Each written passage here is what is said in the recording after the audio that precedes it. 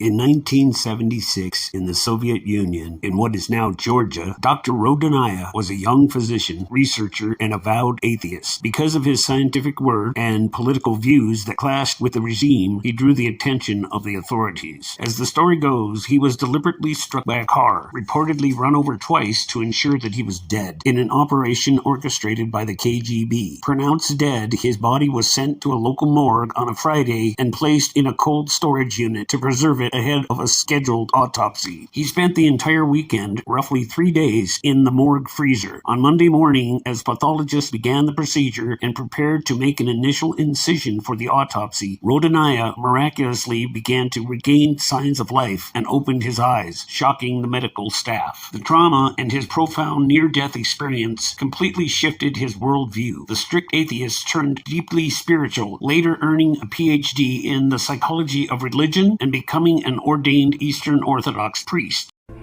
We were not raised in Galway, Soviet Union. We didn't go to church. There were people who went, but they were some kind of limited people, we thought.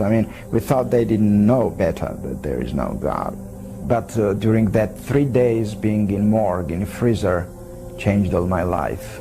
To begin the autopsy, they began to cut my chest. That was the first incision. Then I opened eyes. So when I opened eyes and he saw the pupils were convulsing, becoming smaller, to say simply, he saw that it was reacting on light. It means it's life. And they put me back into hospital and began resuscitation.